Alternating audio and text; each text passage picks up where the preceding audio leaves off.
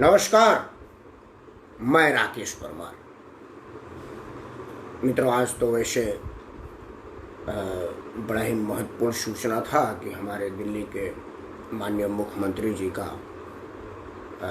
Corona जांच negative हुआ। हालांकि मुझे नहीं लगता कि इसमें कोई उनको जांच की जरूरत थी, क्योंकि वो तो बिना जांचे भी नेगेटिव ही हैं। उनको तो जांच की आवश्यकता ही नहीं थी, लेकिन फिर भी पता न क्यों जांचने की जरूरत पड़ी।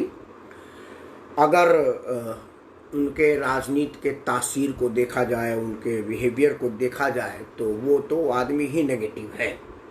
अब कैसे उनका जांच हुआ ये मैं नहीं कह सकता।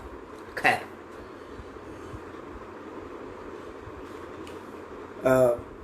बात आज उस पर भी नहीं था। बात आज इस पर था कि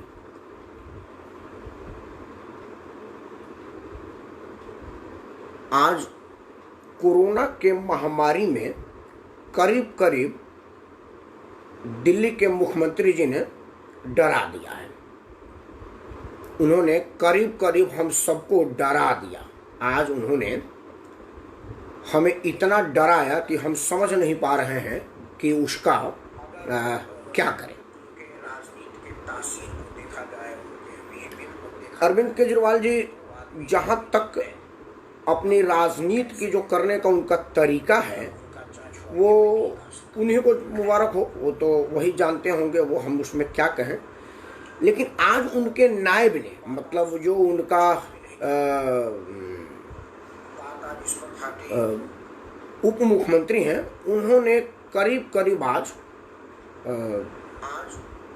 कोरोना के महामारी में करीब करीब दिल्ली के मुख्यमंत्री जी ने डरा दिया।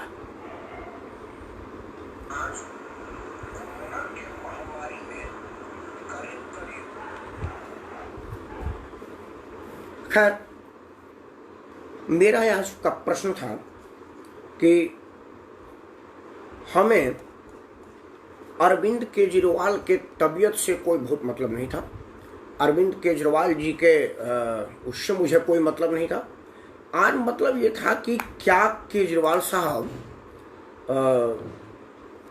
अपने माध्यम से और लोगों को धमकाना चाह रहे थे कि भाई आप डरिए, क्योंकि उपराज्यपाल साहब ने ये बता दिया है कि हम बिस्तर नहीं देंगे। क्या ऐसा कुछ था? इन विषयों पर आज बात करने की आवश्यकता है।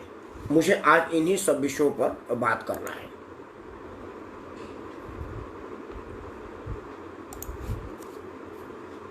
मित्रों, मनीष सिसोदिया जी का ये प्रश्न कि आज 1 लाख होगा, कल 5 लाख होगा, 5.5 लाख होगा, ये करीब करीब एकदम से डरा दिया है। मतलब वो डराने वाली बात है। उनका मनसा ये था कि हम सब लोग डर जाएं एकदम से, और हम इस विषय पर कोई प्रश्न ना पूछें केजरीवाल साहब के विरुद्ध कि केजरीवाल साहब ने अस्पताल की व्यवस्थाएं ठीक क्यों नहीं की। केजरीवाल साहब को जब लॉकडाउन दिया गया था, तो वो लॉकडाउन इसलिए था कि भाई आप ना उस दौरान सुधर जाइए, उस दौरान आप मरीजों के इलाज के लिए व्यवस्था करिए, तब जाकर के आपको सहूलियत होगी उन लोगों के इलाज करने के लिए। लेकिन आपने कुछ किया नहीं, उल्टे आपने सिर्फ नाटक किया और उसमें लोगों को उलझाए रखा। खैर, उससे भी बड़ा एक कारण और है जिस पर आज आपसे चर्चा करना है, आप सबों से मशविरा लेना है, आपका आशीर्वाद लेना है। वो ये था कि मौत के ना बहुत सारे कारण हैं। मौत के 1-2 कारण नहीं है कि मैं कह दूं कि एक ही कारण है। मौत के बहुत सारे कारण हैं। कोरोना पर ही इतनी व्यग्रता क्यों? ये एक प्रश्न बड़ा ही वाजिब बनता है, और इस प्रश्न का जवाब आना ही चाहिए। क्योंकि अगर आप और बातों पर राय लेंगे और बातों पर पूछेंगे, तो आपको समझ में आएगा कि भाई कोरोना महामारी की मौत दर 0.01% है। मतलब अभी पूरे हमारे देश में करीब करीब 2.5 लाख लोगों को कोरोना संक्रमण हुआ है। ईश्वर करे कि एक आदमी का भी ना हो, एक आदमी भी इससे मरे ना, हम तो ये चाहते हैं। लेकिन अगर इसी फिगर को मान लिया जाए तो कोरोना में 1% के दर से लोगों की मौत हो रही है। इसमें पूरे मतलब जहां भी आप देख रहे हैं बवाल मचा हुआ है। सवाल हुआ है टीवी पर कोरोना के मौत ये हो वो हो, इस सबों के अलावा और कुछ दिखे ही नहीं रहा है। मेरा प्रश्न ये है कि आखिर हमने कभी कोरोना से कई गुना ज्यादा मौत की जिम्मेदार एक्सीडेंट है? क्या हमने रोड एक्सीडेंट पर इतना पैनल बैठाया? हमने क्या रोड एक्सीडेंट पर मौत पर हमने कभी लॉकडाउन का कहा कि भाई लॉकडाउन हो जाना चाहिए? क्या हमने और भी घातक बीमारियों के इलाज से मरने वालों के विषय में हमने इतना विचार किया? क्या हमने कभी सरकारी स्तर पर ये योजना बनाने का प्रयास किया कि भाई देखिए फला फला बीमारी से मर जाता है? जिस तरह से हमने लॉकडाउन कर दिया, पूरी अर्थव्यवस्था को चौपट कर दिया। देखिए अर्थव्यवस्था चौपट किया गया है, अर्थव्यवस्था बर्बाद हुआ। मैं उस पर किसी का वो नहीं कह रहा हूँ। मेरा अपना मानना है कि जी वो लॉकडाउन बहुत बढ़िया थी, अगर ऐसा नहीं करते तो हम और भी ज़्यादा बुरी स्थिति में होते। लेकिन अगर लॉकडाउन हम एक कोरोना के लिए किए हैं तो बाकी का जो और भी कारण है जिसकी वजह से और भी बीमारियां हो रही है, और भी मौतें हो रही हैं, उस पर इतना हाय तौबा क्यों नहीं? ये प्रश्न। दूसरा प्रश्न है कि हमने ये पूरी दुनिया, क्या कोई होल ग्लोब ऐसा किसी साजिश के तहत काम कर रहा है कि भाई आप अर्थव्यवस्था को चौपट कर दो? कि भारतीय अर्थव्यवस्था बड़ी तेजी से बढ़ती हुई इकोनॉमी थी, हम दुनिया के कई देशों को पीछे छोड़ रहे थे। दुनिया की कई देश हमसे बहुत पीछे थे, मतलब मुकाबले में ही नहीं थे। इन विषय पर भी एक बार विचार किया जाए तो जाकर के पता चलेगा कि क्या हम लोग किस स्टेज पर हैं। दूसरा मेरा ये मानना है कि ये जो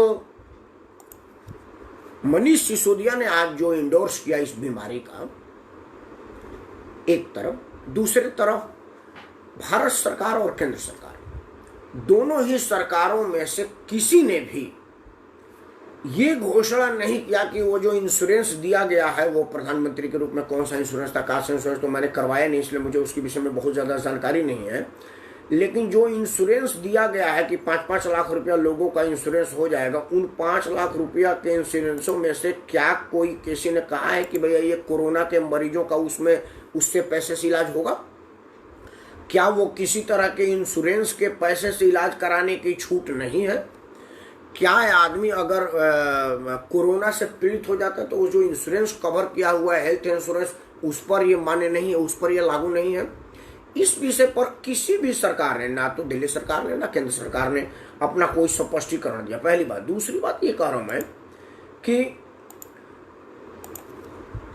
दिल्ली सरकार एक अस्पताल पर एफआईआर करती है कि जी आपने ना ठीक से व्यवस्था नहीं किया। ठीक है, बहुत बढ़िया बात है, सरकार का काम ही यही है लोगों को मॉनिटर करना। अगर कोई आदमी मनमानी करता है और अगर उसे लगता है कि भाई ये मनमानी नहीं चलने वाली है तो उसको इस विषय में विचार करना चाहिए, बिल्कुल ठीक है।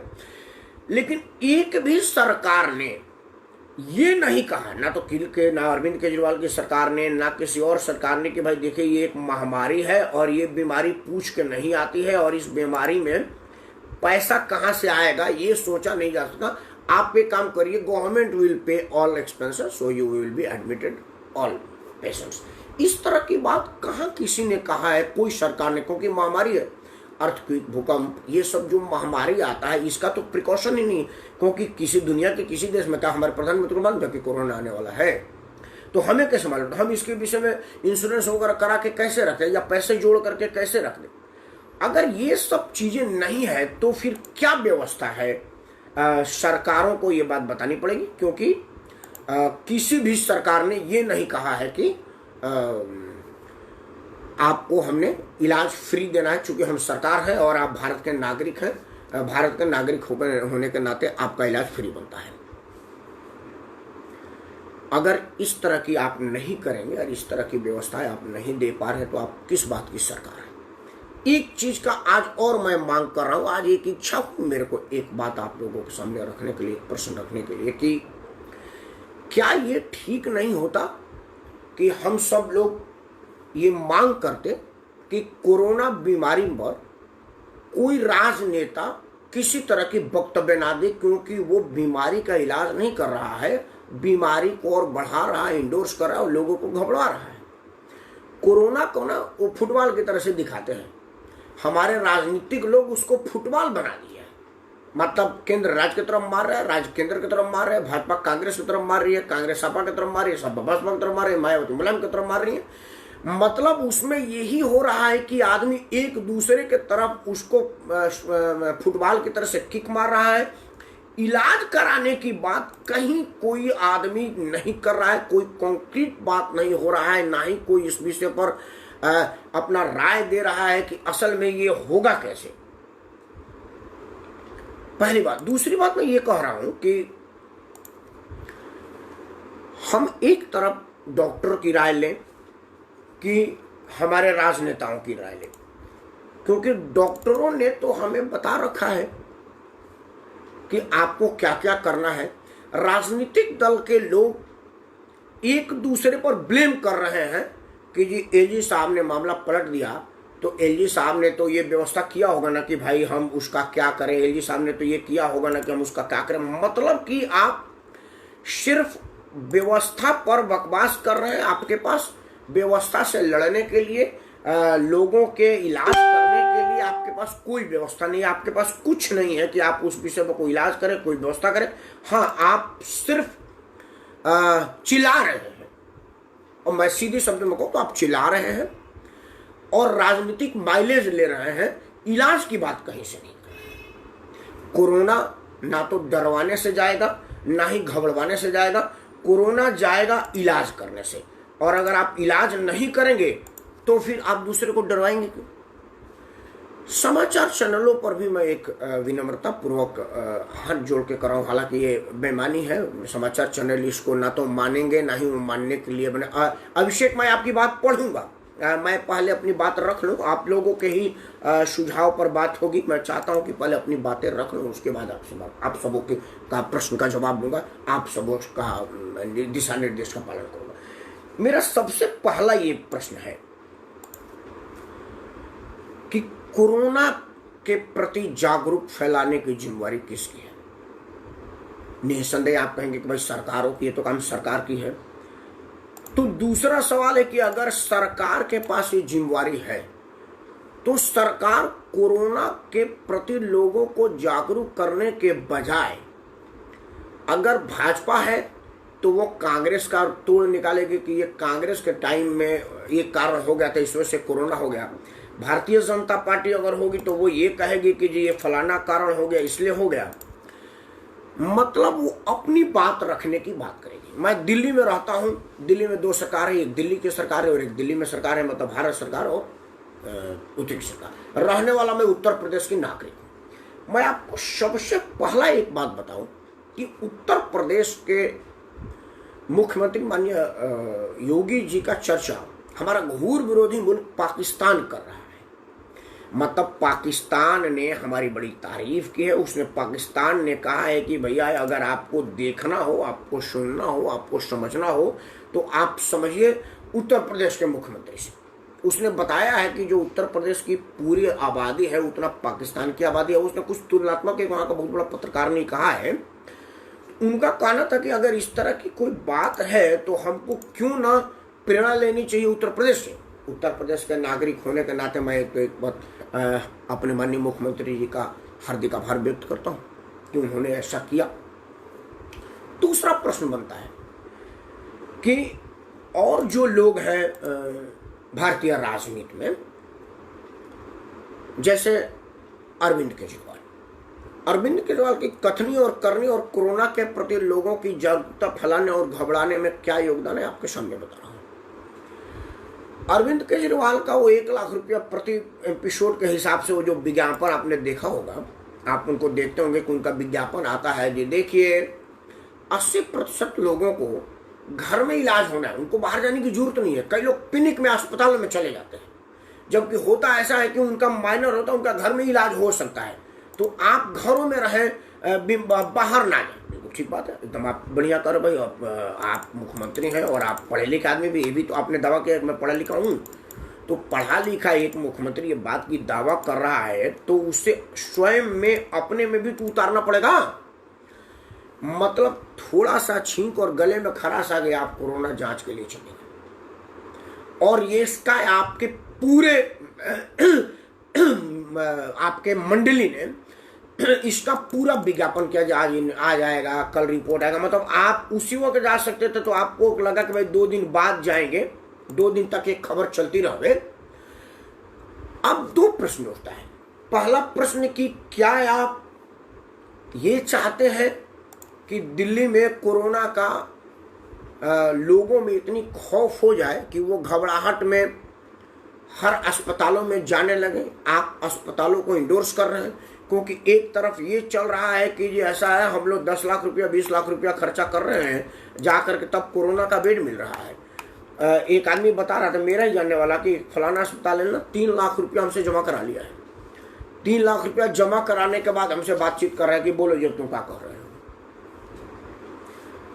तो हमारे माननीय मुख्यमंत्री जी अगर अपनी थोड़ी सी छींक आने पर और हल्का बुखार और गले में थोड़ी सी खराश आने पर, मैं बोल रहा हूं तो कई बार गले में खराश आ जाता है, और आप तुरंत ये कह रहे हैं कि जी मैं कोरोना जांच के लिए निकल गया। चूंकि आप मुख्यमंत्री हैं, आपके पास उत्तम स्वास्थ्य सुविधा का उपलब्ध है, सरकार दिल्ली में आपकी है, स्वास्थ्य मंत्री आपका है, स्वास्थ्य मंत्रालय में तकनीकी रूप से चीफ मिनिस्टर होने के नाते आप वहाँ के चीफ हैं, तो आप सभी मंत्रालयों के चीफ हैं, तो आपके पास आकर के इलाज होगा। तो मतलब आप एक तरफ आप एक ही बात है, 2 विरोधाभासी। एक तरफ आप विज्ञापन में बोल रहे हैं लाख रुपया खर्चा करके, प्रत्येक बार जब आप बोलते हैं लाख रुपया से ऊपर खर्चा होता है समाचार चैनलों पर, और सभी चैनलों को बोलते हैं कि देखिए बहुत लोगों को तो जरूरत ही नहीं है, घर में इलाज हो सकता है। 80% मामलों में बाहर जाने की जरूरत नहीं है, तो कोरोना का इलाज घर में हो जाता है। ठीक, पहली बात। दूसरी बात आप कह रहे हैं कि देखिए हल्की खांसी, बुखार, गले में खराश, ये सब चीज वायरल फीवर भी हो सकता है, ये कोई जरूर नहीं है कि ये कोरोना ही हो। बिल्कुल ठीक, आप एकदम ठीक बात कर रहे हैं। लेकिन मैं ये देखूंगा कि हमारा मुख्यमंत्री हल्का सा गले में खराश और एक छींक आने पर कोरोना जांच करा लिया। अगर मुझे भी कोई खराश आ जाए तो मैं कोरोना जांच कराऊं? आपके अपने अस्पतालों में कोई सुविधा नहीं है, कोई व्यवस्था आपने नहीं किया। लॉकडाउन में आपको 2-3 महीना मौका दिया गया था कि आप अपने अस्पतालों की व्यवस्था करवा लीजिए। वहाँ तो आप वीडियो बना करके टीवी पर विज्ञापन की शूट में लगे हुए थे कि किस किस एंगल से कौन कौन से रूप बना के, कौन कौन से अदा करके हम वीडियो बना करके इकट्ठा कर ले समाचार पर देने के लिए। उसका तो आप उसमें व्यस्त थे। आपने अस्पतालों के एक भी डॉक्टर को बुला करके अस्पतालों में जा करके व्यवस्था नहीं लिया। दूसरा, आप एक तरफ कह रहे हैं कि अगर गले में हल्की खराश है जांच करें, मतलब आप इनडायरेक्टली प्राइवेट अस्पतालों का इंडोर्स कर रहे हैं कि भाई आप लाख, 2 लाख, 5 लाख जितना लेते हो लोगों को चूस लो और उन लोगों का इलाज के नाम पर कुछ कमाओ, कुछ तुम कमाओ, कुछ हम कमाएं, क्योंकि तुम्हारे चंदे से हमारा सरकार चलता है। क्या आप ये कहना चाहते हैं? और अगर नहीं कहना चाहते हैं तो आप वही का एक बात कि जी 80% मामलों में तो बाहर जाने की जरूरत नहीं होती, तो आप स्वयं क्यों गए? क्या आप मुख्यमंत्री हैं तो आपका जान अलग है और मैं मुख्यमंत्री नहीं हूं तो मेरा जान अलग है? हमारे जान और आपकी जान का तो कीमत एक ही है माननीय मुख्यमंत्री जी। दूसरा एक प्रश्न बनता है कि आपने, हालांकि वो तो रेलेवेंट नहीं है लेकिन एक लाइन उसको बोल देते हैं, आपने कहा था कि कुछ दिनों तक दिल्ली का इलाज हो। आप किसको कह रहे थे दिल्ली में? जो आदमी दिल्ली से बाहर गया है, वो जो निरोग आदमी है, हिस्ट पुष्ट और स्वस्थ आदमी है, उसको यहाँ आने का तो फुर्सत है, ना तो गाड़ी है, ना बस है, ना साधन है, वो यहाँ पर नहीं आ पा रहा है।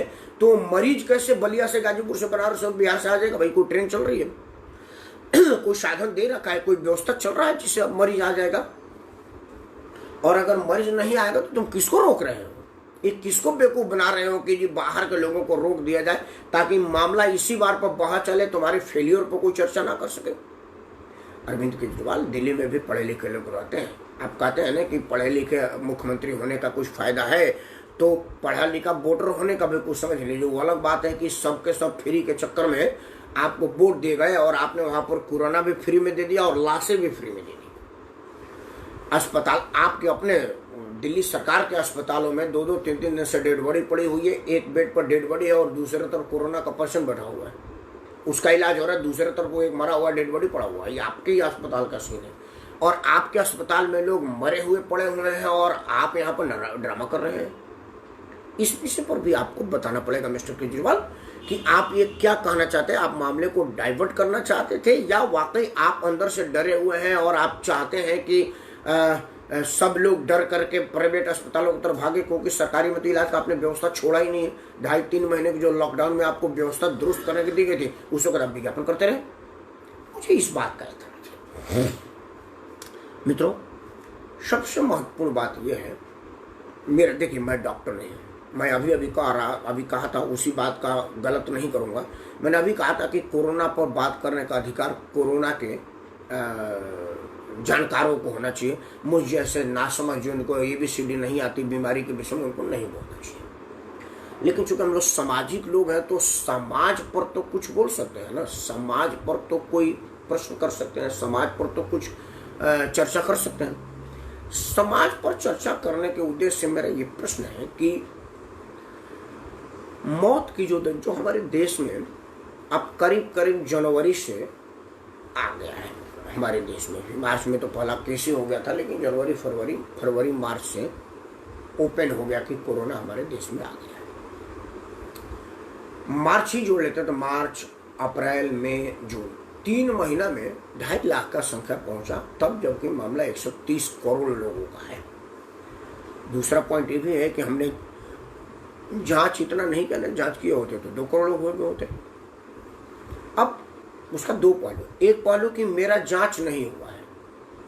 अब मुझे पता नहीं है कि कोरोना है कि नहीं है, तो मैं नॉर्मल आपसे बात कर रहा हूँ।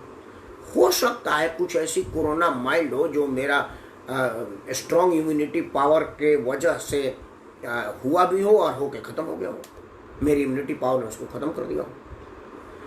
तो मैं पिनका नहीं, मैं पैनिक नहीं हुआ, मेरे वजह से मेरे परिवार के लोग पैनिक नहीं हुए। इस तरह से और भी कई लोग होंगे जिनको माइल्ड कोरोना का अटैक आया होगा और आ करके चला गया होगा, उनकी इम्यूनिटी पावर के मजबूत होने की वजह से। दूसरा ये भी बात कर रहे हैं कि कई जगह ये देखा जा रहा है कि जो कोरोना के पेशेंट हैं वो और जो कोरोना के पेशेंट नहीं है वो दोनों की हालत एक ही है। आज आपके LNJP हॉस्पिटल दिल्ली से रिपोर्ट कर रहा था एक पत्रकार, वीडियो को बयान था, वो कोई स्ट्रिंग ऑपरेशन नहीं था, ऑन द कैमरा बोला। एक आदमी बोला कि जो मेरे माताजी को परसों लेके आए थे, गार्ड साहब बोले कि 5 मंजिल पर है। मैं गया पूछने के लिए तो बोले कि नहीं अब उनकी मृत्यु होगी। दूसरा जगह पूछने को बोला नहीं मरी नहीं है, भर्ती है। ये आपके अपने अस्पताल में ये कहा जा रहा है तीमारदारों से जो अस्पताल अटेंड करने जाते हैं, एक कह रहे हैं कि उनका मौत हो गया, दूसरा कहा कि मौत नहीं। फिर दूसरा आदमी एक अपना बात कर रहा था कि मेरे एक मित्र का 28 तारीख को बुलाया गया था, फिर उसको कहा गया कि नहीं तुम ठीक हो, 3 तारीख को चले जाओ। फिर 3 तारीख को शाम को फोन है कि नहीं तेरा पॉजिटिव होगा तू आ जा। उसके बाद आज आया हूँ तो ना तो नेगेटिव बता रहा है, ना पॉजिटिव बता रहा है, ना रिपोर्ट दे रहा है। माननीय मुख्यमंत्री जी का तो 2 घंटे के अंदर रिपोर्ट आ गया। और मुख्य आदमी जिसने मुख्यमंत्री को मुफ्त के चक्कर में वोट दे दिया, उसका अभी 28 तारीख से आज 9 तारीख हो गया, अब तक उसका पता ही नहीं चला कि उसको कोरोना हुआ भी कि नहीं हुआ। अब आप समझिए कि 28 तारीख से वो लोगों में बीमारी फैला रहे, क्योंकि आपने 3 तारीख को तो उसको बाहर कर दिया कि भाई तेरा नेगेटिव है। फिर आपने उसको तो वो तो फिर कितने लोगों में वो फैला चुका होगा। ये आपके अस्पतालों की व्यवस्था है। तीसरा एक आदमी कह रहा है कि वो कह रहा था कि जी मेरे को जबरदस्ती इंजेक्शन दे रहे हैं और डॉक्टर कोई आ ही नहीं रहा है। ये आपके अपने दिल्ली सरकार के अस्पताल की बात है। आपका स्वास्थ्य मंत्री बजाय इस विषय पर कोई बात बताने का कि भाई क्यों नहीं डॉक्टर आ रहे हैं, डॉक्टरों की कमी है या डॉक्टर लापरवाह है या डॉक्टर इसी चक्कर में अपने प्राइवेट में इलाज देख रहे हैं और आपको कुछ नहीं कर रहे हैं, इन सब बात पर कोई बयान देने के बजाय वो कह रहा है कि जी अब एलजी साहब ने तो कुछ सोचा ही होगा कि क्या करें, हम क्या करें, केंद्र सरकार को बोलना पड़ेगा जी कि कम्युनिटी स्प्रेड हो गया। मतलब ये नहीं समझ में आ रहा है कि दिन को दिन और रात का रात बोलने के लिए मुझे कोई रेवोल्यूशन की जरूरत है।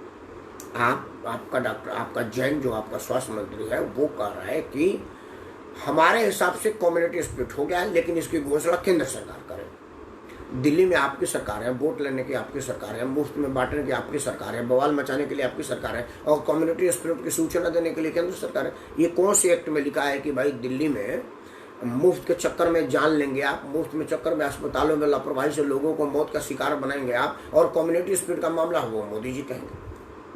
मतलब नरेंद्र मोदी जी किस किस का शेल्टर देंगे। मतलब अरविंद केजरीवाल का पूरा महकमा ही बवाली है, पूरे महकमे में ही नौटंकीबाज लोग हैं, या कुछ आने के बाद विशेष इंजेक्शन दे देते हैं कि जो वो ड्रामेबाज हो जाता है, या ड्रामेबाजों को ही चुन करके आप अपने यहाँ लाते हैं।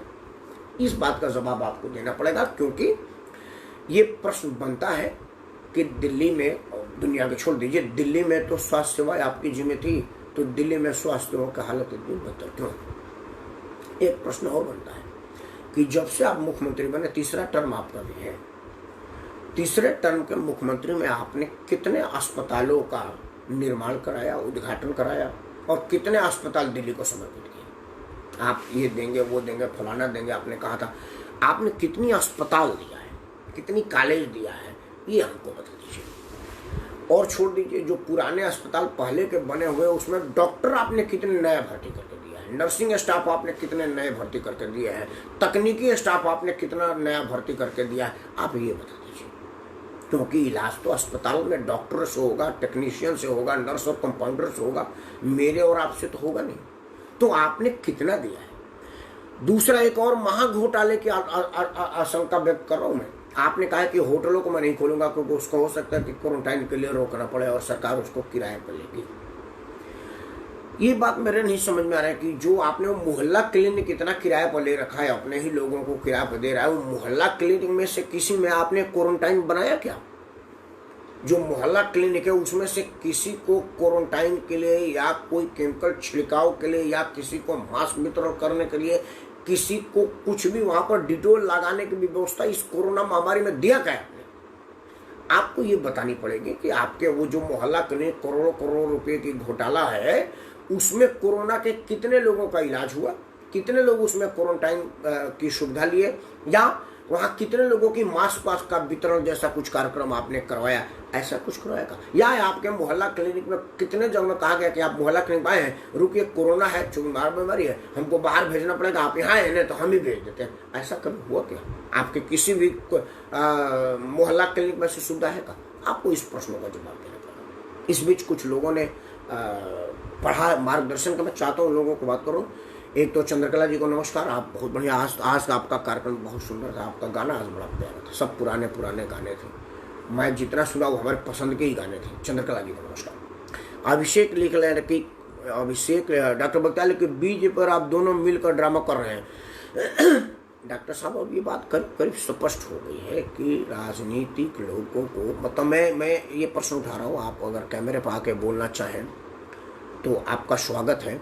डॉक्टर साहब, मेरा ये मानना है कि कोरोना महामारी में डॉक्टरों को बोलना चाहिए, उसके फील्ड के जानकारों को बोलना चाहिए, राजनीतिक दलों को सिर्फ मनोबल बढ़ाना चाहिए, एक दूसरे पर राजनीति करनी चाहिए। महामारी के लिए राजनीति नहीं, राजनीति के लिए तो इतने घोटाले, इतने गलत बयानी और इतने वो है कि राजनीति की जा सकती है। अब अरविंद केजरीवाल को तो राजनीति में कुछ करना नहीं हो, तो मुफ्त मुफ्त मुफ्त मुफ्त को देगा और राजनीति हो जाएगी। तो इस विषय पर डॉक्टर साहब अगर आप कुछ मार्गदर्शन दें तो कृपया कैमरा पाए, आपका स्वागत है। अभिषेक लिख रहे हैं, अभिषेक को सुभाष असल की कल की सफदरजंग वाली वीडियो देख कर मन बहुत विचलित हो गए। अब खुद के मन से सवाल उठता है कि क्या मैं दिल्ली में कल की बातें, उसके पहले भी कई तरह के वीडियो ऐसे आए हैं जिससे आपको इस सदर में दुखी होना पड़ेगा। आपको अश्विनी जी को नमस्कार, कृपा शंकर गुप्ता जी, गुप्ता नमस्कार, क्या हाल है। अभिषेक दोबारा लिख रहे हैं कि दिल्ली में बाहरी लोगों का इलाज नहीं हो रहा है तो क्या अब हम लोगों को वापस अपने जन्म, सबसे पहले हमारे से पहले तो केजरीवाल जी को जाना पड़ेगा, क्योंकि केजरीवाल जी की तो स्थिति बड़ी खराब है। हमारा तो बिल्कुल ठीक है कि दिल्ली से लेकर के उत्तर प्रदेश का बलिया जिला है, तो हमारा तो बड़ा आसान है कि मैं यूपी से सीधे बलिया की ट्रेन पकड़ूंगा, सद्भावना एक्सप्रेस बलिया उतर जाऊंगा, सद्भावना के मनाते हुए चले जाऊंगा। केजरीवाल कहाँ जाएंगे, केजरीवाल रहने वाले हरियाणा के हैं, रहते उत्तर प्रदेश में, नौकरी उनकी दिल्ली में, तो वो तो पेंडुलम की तरह से त्रिशंकु हो जाएंगे भाई, न तो इधर के न उधर के न उधर के, तो तीन तिगाड़ा काम बिगड़ा वाला हो जाएगा। तो केजरीवाल जी सबसे पहले सोचे कि वो कहाँ जाएगा, हमारी तुम्हारी बात में आती है। खैर, आज का मेरा मुद्दा ये था कि दो बातें इस पर बनती है। पहली बात ये कि क्या हम कोरोना में इतनी पैनिक हो गए हैं, इतनी महामारी और हंगामा चैनल पर मचा हुआ है, जबकि कोरोना से मौत दर और मामलों के मौत दर से बिल्कुल कम है। ईश्वर करे बिल्कुल ना हो, हम तो चाहते हैं कि किसी का मौत ना हो ही ना, बिल्कुल। मेरा तो ईश्वर से प्रार्थना ये है कि हो ही ना, लेकिन मौत दर इतना कम है और इतना बवाल है। पूरी लॉकडाउन हो गई, प्रधानमंत्री मन की बात आके करते हैं, मुख्यमंत्री टीवी पर रोज रोज विज्ञापन करते हैं, लाखों करोड़ रुपए विज्ञापन में खर्च हो गया, जबकि एक बार भी हमारे मुख्यमंत्री, प्रधानमंत्री और भी लोग सड़कों पर हुए एक्सीडेंट पर मौत का चर्चा नहीं करते। उसमें मौत दर सबसे ज्यादा है। आज तक लापरवाही से गाड़ी चलाने पर कभी कोई लॉकडाउन नहीं हुआ। ये नहीं हुआ कि भाई जो गाड़ी लापरवाही से चलाते पकड़ा जाएगा वो जेल जाएगा, क्वारंटाइन सेंटर में जाएगा 20 दिन के लिए, महीना दिन के लिए, 2 महीने के लिए। ऐसा कभी आपने नहीं सोचा। वो जो आज ही एक वीडियो देख रहा था गाजियाबाद का, एक आदमी बिल्कुल किनारे चल रहा था, मतलब वो कार वाले ने मतलब 2 कार निकल जाती उतना स्पेस ले जाकर के उसको मारा, क्योंकि उसको पता था कि हमारा कुछ होगा नहीं, इस देश में कानून नाम की कोई चीज है नहीं। सीसीटीवी में आ गया तो क्या हुआ, अभी ये वो फलाना ढिमाका होते होते हम बच जाएगा, हमारा कुछ होगा नहीं। तो क्या कभी मौत के और कारणों पर इतनी ही शिद्दत से, इतनी सीरियस होकर के सोचा गया? क्योंकि मौत तो मौत हो, चाहे वो कोरोना से हो या कैंसर से हो, एक्सीडेंट से हो या अस्थमा से हो, मौत तो मौत है। उस पर कभी कोई चर्चा किया गया क्या? आज का प्रश्न मेरा ये। और दूसरा और अंतिम बात कि क्या हम लोगों को कोरोना जैसे महामारी में राजनीतिक लोगों के बकवास के जगह जानकार लोगों का डिबेट नहीं सुनना चाहिए? जो जानकार हो मुद्दे को, उनके विषय में सुनना चाहिए, उनकी बातें सुननी चाहिए, इस विषय पर एक बात किया जाए। खैर, आज से मैं, अगर आप लोगों का आशीर्वाद प्रोत्साहन रहा था तो मैं इस फेसबुक पेज पर ही आऊँगा, क्योंकि उस पर 5000 की संख्या पूरी हो गई है और इस पर संख्या की कोई लिमिट नहीं है। वीडियो बंद करने से पहले एक ही अनुरोध कि कोरोना महामारी से बड़ा महामारी चीन का उत्पादन हमारे घरों में घुसा हुआ है। रग रग में हमारा चीन हर मामले में बसा हुआ है। थोड़ी बहुत दाम का चिंता ना करिए, बिल्कुल केजरीवाल की तरह से है कि मुफ्त के देकर के चक्कर में आपको मार देगा, आपको पता नहीं चलेगा। चीन भी कुछ का दाम कम के चक्कर में आप अपनी अस्मिता, अपनी शान को ना बेचें। चीन के सामानों का जितना हो सके ज़्यादा से ज़्यादा परहेज करें। देखें, दुनिया बड़ी रंगीन होगी, बहुत आसान होगी, बिना चीन के सामान को भी आप बना सकते हैं। तो चीन के सामान का बाइकाट, आज से मेरा स्लोगन होगा, बाइकाट चाइनीज सामान। नमस्कार।